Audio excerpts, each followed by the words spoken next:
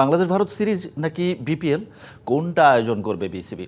সেপ্টেম্বরের পরিবর্তে সামনের বছর জানুয়ারিতে 3টি ওয়ানডে খেলতে ভারতের ঢাকায় আসা নিয়ে চলছে আলোচনা। বিসিসিআই ব্যস্ততার মাঝেই এফটিপিতে পরিবর্তন আনতে পারে। বাংলাদেশের বিপক্ষে খেলার জন্য এক সপ্তাহের মধ্যেই এই সিরিজ নিয়ে আসতে পারে আনুষ্ঠানিক ঘোষণা। রাজনৈতিক টানাপোড়েনের প্রভাবে বাংলাদেশ ভারত সিরিজ নিয়ে অনিশ্চয়তা। প্রতিবেশী দেশের ঢাকা সফর আবারও পেছাবে অনেকটা নিশ্চিত। তবে বিকল্প পথ খুঁজছে বিসিবি ও বিসিসিআই। ইন্ডিয়া সিরিজ নিয়ে আমাদের আলোচনা চলছে। আমাদের সাথে কমিউনিকেশনস, বোর্ড টু বোর্ড যে কমিউনিকেশনসগুলো হয়, আমরা রেগুলারলি ওই কমিউনিকেশনসগুলো করছি। তো আশা করি কিছুদিনের মধ্যে আপনারা জানতে পারবেন।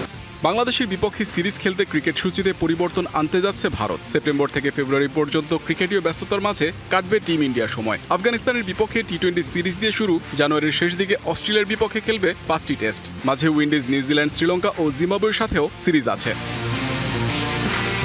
এই ব্যস্ততার মাঝে বিকল্প ভাবনা বিসিসিআই এর। শ্রীলঙ্কার বিপক্ষে সিরিজ শেষেই বাংলাদেশের বিপক্ষে খেলতে আগ্রহী প্রতিবেশী দেশের ক্রিকেট বোর্ড। সে ভাবনা থেকে জিম্বাবুয়ে সিরিজ পিছিয়ে দিতে পারে টিম ইন্ডিয়া।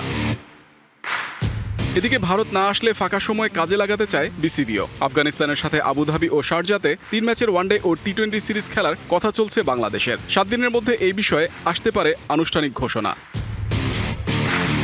জানুয়ারিতে ভারত সিরিজের জন্য বিপিএল আয়োজন নাও করতে পারে বিসিবি। জানুয়ারি 1 থেকে 15 তারিখের মধ্যে বাংলাদেশ ভারত সিরিজের পর রোজার মধ্যেই ইংল্যান্ডের বিপক্ষে 2টি টেস্ট খেলবে টাইগাররা। সেক্ষেত্রে বিপিএল বাদ দিয়ে বিসিবি শত কোটি টাকার ভারত সিরিজ আয়োজনের পথে হাঁটবে কিনা সেটা বড় প্রশ্ন। Muhammad Nazim, DBC news, Dhaka. নগদ নিয়ে এলো হার না মানা হার অফার। সর্বনিম্ন 10,000 টাকা রেমিটেন্স নগদে পাঠালে থাকছে স্বর্ণের হার জেতার সুযোগ।